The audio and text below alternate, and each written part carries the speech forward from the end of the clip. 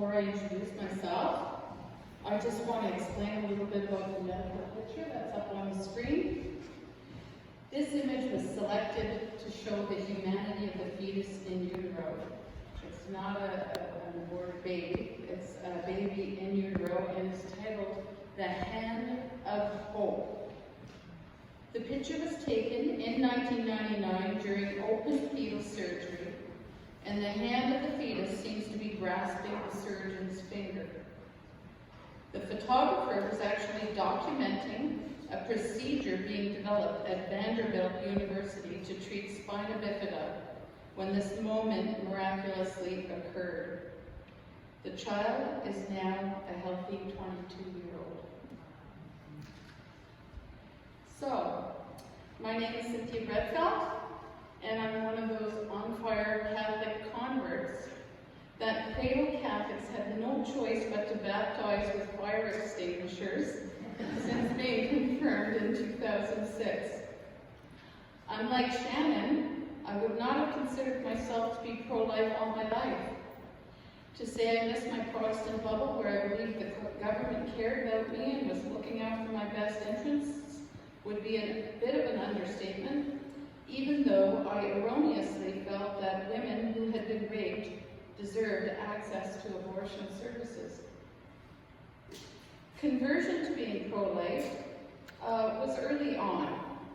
I attended a Humanae Vitae conference in 2006 in Ottawa, and it was at this moment in my life that the Catholic Church's teaching on the sacredness of life from conception to natural death became fearfully crystal clear to me.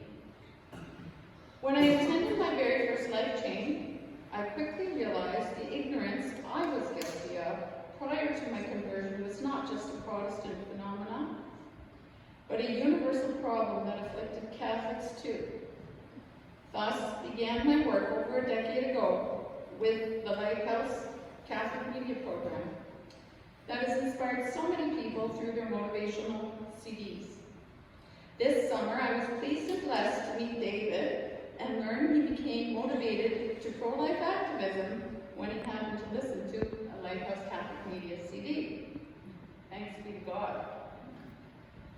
I never dreamt I'd ever do anything like Show the Truth, but a persistent Catholic fellow and friend invited me to do a presentation about half a dozen times or more, and I finally relented in 2013. I can honestly say I never liked the images and did not ever enjoy doing a presentation, but after doing Show the Truth for the first time, I felt like I was finally living the gospel. Some of the scripture verses that Shannon read earlier out today finally came to life for me as a Christian, because it's rare to do a showing and not have people cursing or yelling at you for exposing the sad, raw truth about how abortion imagery clearly shows the destruction of a tiny, innocent human being. I was encouraged by my post-abortive friend to continue this type of activism. In 2014, the Ontario chapter of Show the Truth, formed by Rosemary Connell, was invited by PEI's Right to Life to protest the International Pro-Abortion Conference on the island that summer. I brought my memory album of that trip and also brought a few hard copies of my published article about my experience. Where did I put that? Anyways, I have it. If anybody's interested in reading, LifeSite News did publish my opinion piece about our experiences. It was a 10-day trip. It wasn't really a trip, it was very painful, 10 days, but it was wonderful in other ways too, in case you're interested in reading it.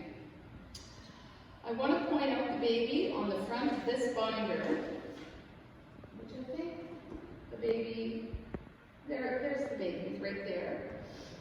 The baby was saved by Show the Truth, and her name is Abigail. I have a full story in the binder, but basically what happened was the grandfather was trying to discourage his daughter from having an abortion. When she left his house that day, she seemed adamant about pursuing the abortion, So he prayed for a miracle. Show the Truth happened to be doing a presentation nearby that day, and she passed by it. She called her father up and told him, after seeing those images, that she could not do that to her baby. The grateful grandfather begged Rosemary to use the image of their grandchild to witness to the effectiveness of Show the Truth at their presentations. In the binder, I've also included many other stories Rosemary shared with me of babies who were saved, as well as how hearts and minds have been powerfully changed through the use of graphic images. There is even a letter she received from Father Pavone of EWTN fame. One of the biggest concerns people have with Show the Truth is the effect the images may have on innocent children walking by. Because Rosemary was a conscientious grandmother, she would not embark on beginning a chapter in Ontario until she was convinced the images would not traumatize children. She spent a great deal of time talking with children and their parents and determined traumatizing children walking by was a non-issue. The greatest takeaway from my activism in this regard, and from Rosemary's experiences she has shared with me, is that the only thing that upsets the children is the parents' reaction to the images. And if the parents remain calm, the child is not affected at all. It is critical to give children the opportunity to explore their sense of justice that develops early on at the age of 7. The PTSD of children who have aborted siblings is real. It is difficult to reconcile the fact that if they had inconvenienced their parents' lives as well, that they could have ended up being violently extracted from the womb as well. Currently, there is not a chapter in Ottawa right now for Show the Truth, but there are murmurings of one starting up. So please pray for this initiative, as it's a vital way to save lives. And if we learned anything from COVID, it's that even just one life is worth the effort. Thank you so much for your time tonight.